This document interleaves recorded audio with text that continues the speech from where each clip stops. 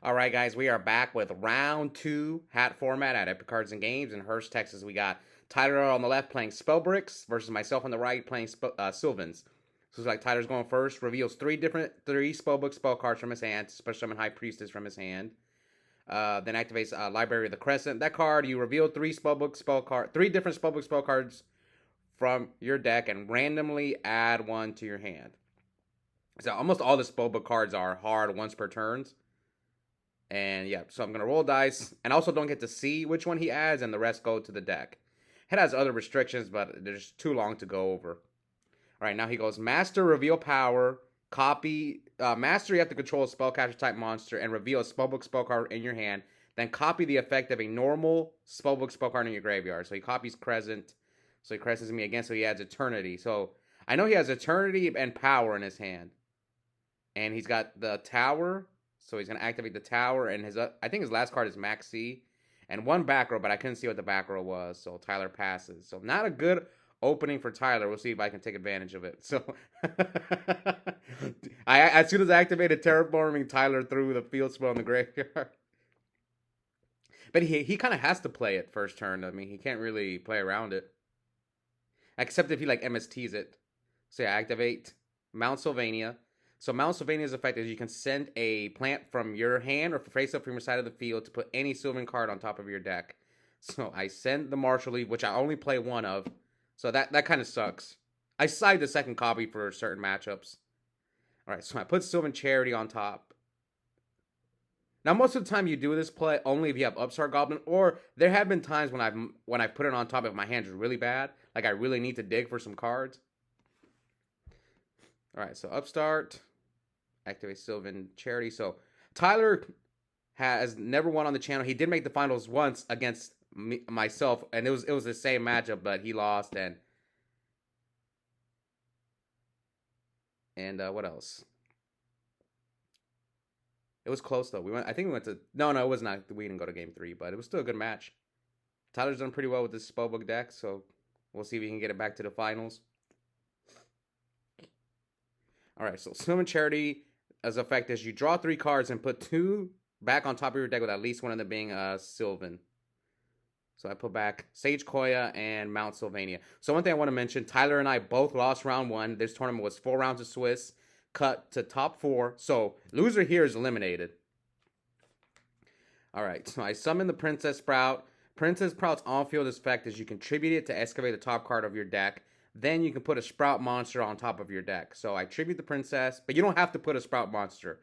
It's optional. So Sage Koya, when it's excavated, you can add a Sylvan Spell trap card from your graveyard to your hand. So then I set 2 and pass. Alright, so Tyler... okay, yeah, I don't know what I was thinking here. So he popped my back row, but I thought he popped my Sylvania. And so I chain challenge for no reason. So he Eternities grabs... So he uses High Priestess effect to banish his Tower from the graveyard. And as Spellbook of Eternity, you can add a banished Spellbook spell card to your hand. So High Priestess is kind of like a Dark Arm / Master Hyperion type of card. You banish a Spellbook spell card from your hand or graveyard to pop any card. I believe it's any card. It's once per turn, though. Would Dark Arm be better if you could banish Darks from your hand? I think so. It would help it a little bit. Yeah, if you could just banish. If you run out of Darks in your graveyard, just banish from your hand. Anyways, there comes the second Sylvan Charity. And for those who may not know, in hat format, we still had the rule where you can only control one field spell. That's something I wish Konami would have had since the beginning of the game. That and the draw 5 rule.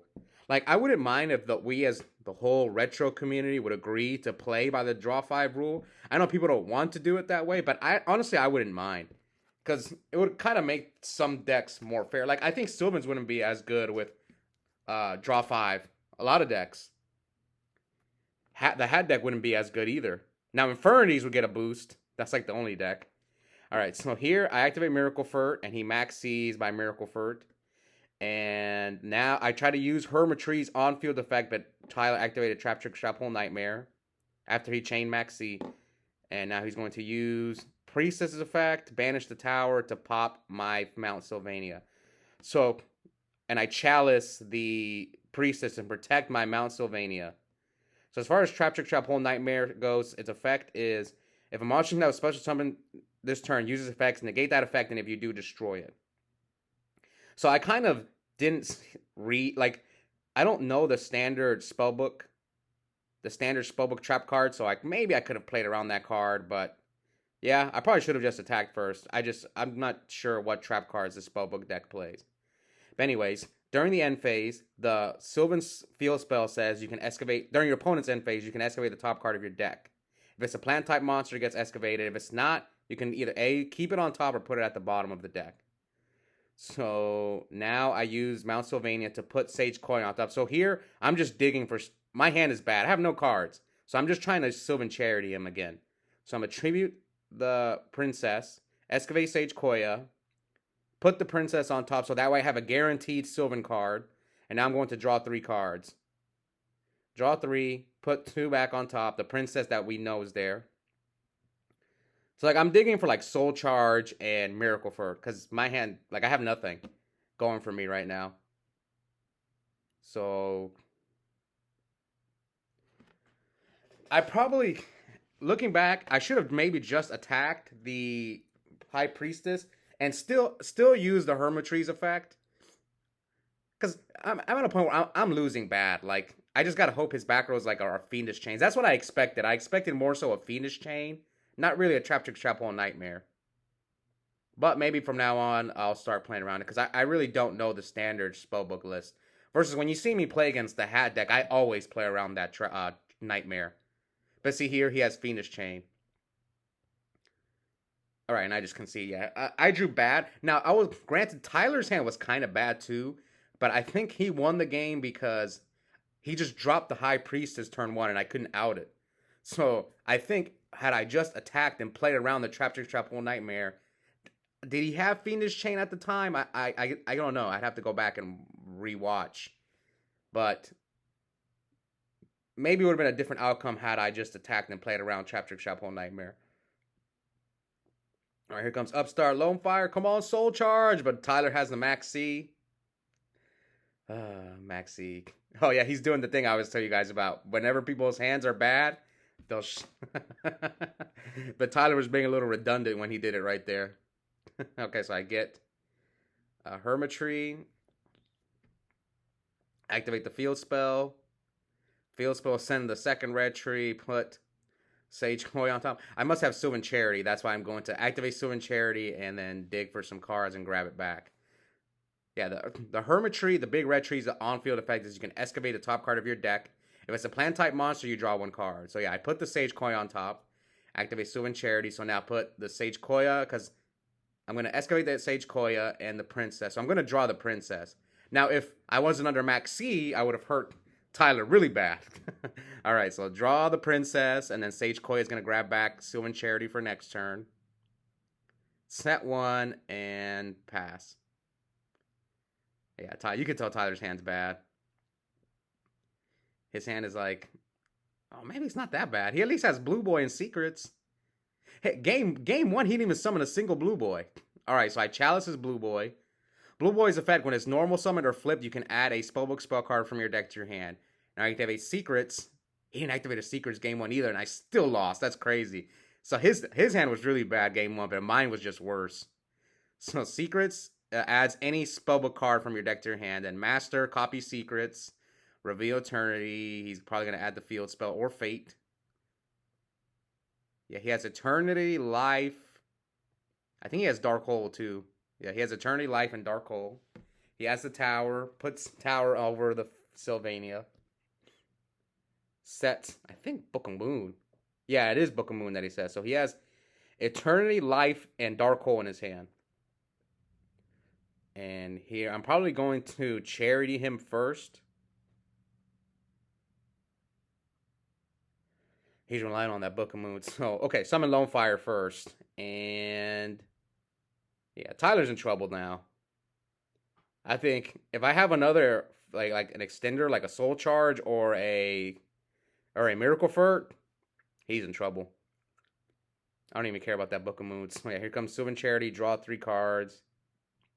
This is why I think Sylvans is one of the best decks in hat format. It's just because of Sylvan Charity, and you can keep using it. You're just seeing your power cards quicker than other decks. That's why I prefer this deck. When I look at all the Soul Charge decks like Lightsworn and Mermail, I feel this is the best one. If you're gonna play like a control deck, like a Artifact or Gear, that's different. But when it comes to like the heavy Soul Charge decks, I think this is the best one. Yeah, it can be a little bricky, but it's also more powerful than Mermail. And all right, so yeah, it looks like I can't do much. So attack over the blue boy. And I'm going to set 2 back rows. Pass to Tyler. So Tyler, will he slam down that dark hole? I think he drew Torrential too. Man, those board. What do they call it in modern Yu-Gi-Oh? I forgot. What's the term in modern Yu-Gi-Oh? I don't remember. Okay, so here I lance my Hermitry. And he sets Torrentials. Tyler's hand's awful. He has Eternity, Life, and Torrential. And Torrential is the only thing keeping him in this game right now. All right, so I put the Princess and Upstart on top. So I'm going to use Hermitry's effect. Excavate the Princess, draw Upstart, activate the Princess. Come on, Soul Charge. Because I think he has to Torrential me right here, right? Or he can wait for me to make the Alsay. But then he's going to be forced to Torrential the Alsay. Yeah, but he has to Torrential the Alsay, because if he doesn't, I'm just going to lock his draw 2 turns in a row. So he knows. He knows he's going to have to Torrential my Alsay here in a second. Because I know his hand is bad. I know Spellbooks. I played the deck myself. Actually, top 16, the very, very first ARG Circuit Series, if you guys remember those from back in the early mid-2010s. It was like 2013 to like whenever they stopped having them, like 2018, I think. I topped the very first one with Spellbooks. All right, so here he Torrentials the Alsay. Here comes Miracle Furt. Target the Red Tree. Effect, Excavate Soul Charge. Soul Charge goes to the bottom. Yeah, if the Hermitry, if you excavate the top card, if it's not a plant, and goes to the bottom of the deck. Same thing with Sage Koya's on-field effect. So yes, he is reading the Red Tree. He's at 51. What did Tyler draw? Did he draw Blue Boy? Did he draw Priestess? Oh man, Tyler should probably concede, man. Or I mean, he's just probably waiting to see if I can kill him. Do I have another Red Tree in there? Yeah, that's game. Scoop, Tyler. This is game. Yeah, okay. Yeah, see, that's game. So game 3. Will I pull off the Legacy 2-0 and move and live to fight another day, or will Tyler get his revenge? Tyler's the only Spellbook player we have at the local, because our other Spellbook player, Nate, who did win, he's the only person who won on the channel with Spellbooks. I don't know. He told me he likes playing Hat, but he just doesn't like going up against all the Soul Charge decks, and he says our local is filled with Soul Charge decks, which I think it is true. There's a lot of people playing Sylvans and Lightsworn. That's like at least our meta at our locals for Hat is mostly like Lightsworn, Sylvans, and Hat. No one's playing Girga anymore. I think because the Girga players just stopped showing up. The guys who always ran Girga. Anyway, so when Tyler wins first, Secrets Masters, adds Crescent, adds Tower, sets 3. So pretty good opening for Tyler. Activate Upstart, draw 1. So the fact that he searched Crescent, that tells me that Tyler has... Now, this is not something you can really read. I mean, if you could maybe read this, but I've played Tyler before, so I know he likes... what's the trap card called? Curse Seal. So I'm guessing he's going to Curse Seal my field spell. I know he has it, so... But I mean, what choice do I have? I'm kind of forced to... But here, he caught me off guard. He Curse Sealed my Sylvan Charity. I was expecting him to hold it for the field spell, because now I can just put a field spell on top of his tower. So this was unexpected. For sure. So now, let's see. Do I play around Trap Trick Trap Hole Nightmare, or do I just attack? Okay, so this time I just attack over the blue boy, but he has the Phoenix Chain.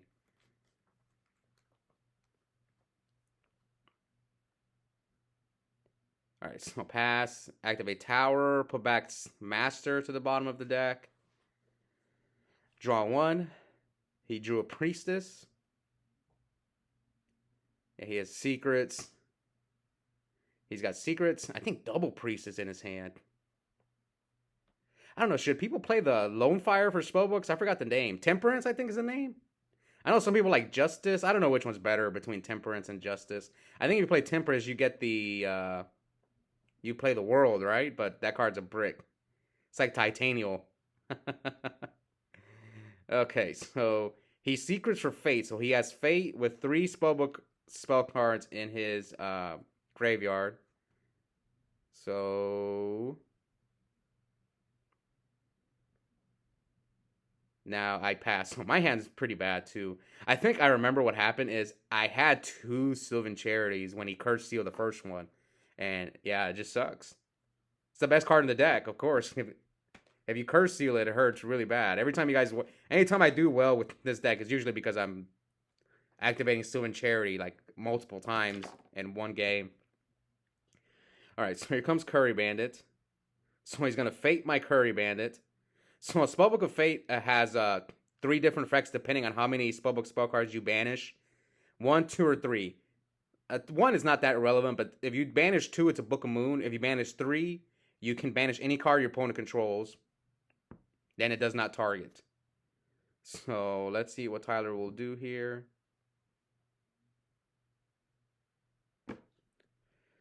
Come on.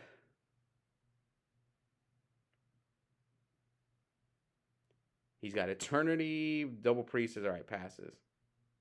So now I think I have, like, I really needed the field spell, and I just couldn't draw it. And I played 4 field spells. I played 2 Terraforming and 2 the Mount Sylvania, and I just couldn't draw it. Because I think if I remember, because this was more than a week ago, so my memory's a little fuzzy with this match. But I think I have, like, okay, so I attack over the blue boy.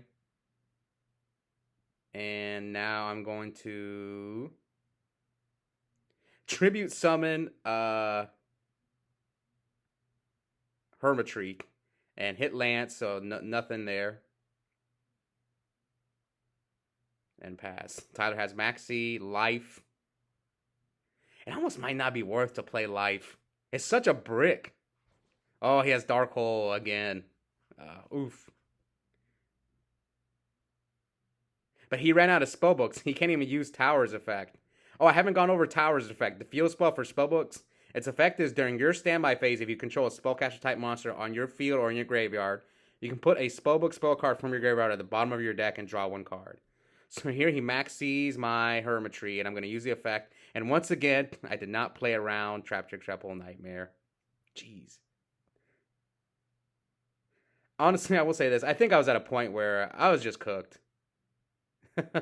Like, I needed to draw insane. Like, I needed to hit a plant off the Hermitry. So I don't think it really mattered. Like, yeah, I could have played around Trap Trick Trap Hole Nightmare, but I think I was cooked.